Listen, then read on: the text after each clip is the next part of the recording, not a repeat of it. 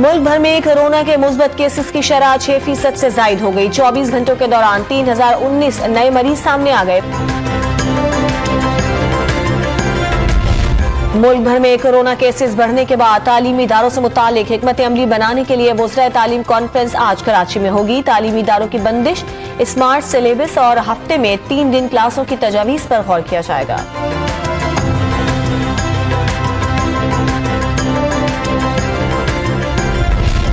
पंजाब के बेशतर शहरों में धुंध के तेरे हद निगाह इंतहाई कम हो गई। मुख्तलिफ मकामात पर मोटरवेज को बंद कर दिया गया। लाहौर एयरपोर्ट पर फजाई ऑपरेशन मुअत्तल। दुनिया के आलूदा शहरों की फहरिस्त में लाहौर दूसरे नंबर पर आ गया।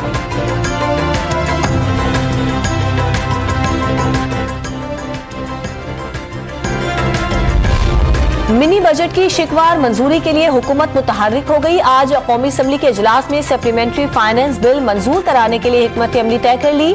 वजीर आजम ने PTI और इत्तेहादी जमातों की पार्लिमानी पार्टी का इजलास तलब कर लिया।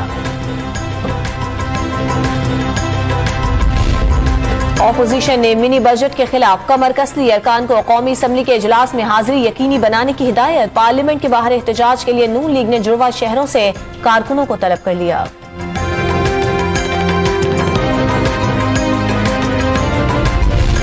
टिकटॉकर हरीम शाह को नए वीडियो का ड्रामा गले पड़ गया। कराची से बड़ी तादाद में गैर मुल्की करेंसी बरतानिया ले जाने का दावा।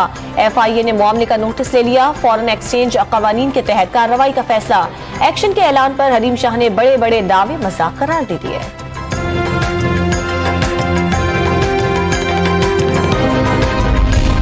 शाहरुख जतोई समेत दीगर कैदी कैसे इलाज के नाम पर जेल से बाहर शाहाना जिंदगी गुजारते रहे। मीडिया पर खबरें नशर होने के बाद सिंध हुकूमत का एक्शन, तहकीकात शुरू। महकमा दाखिला का नोटिफिकेशन जारी।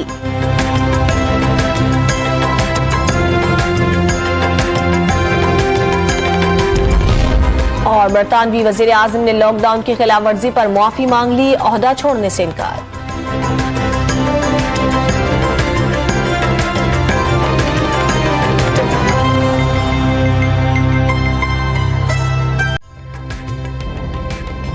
ताज़ा तरीन वीडियोस के लिए हमारा YouTube चैनल सब्सक्राइब करके बेल आइकन प्रेस करिए ताकि आपको मिले हर अपडेट सबसे पहले।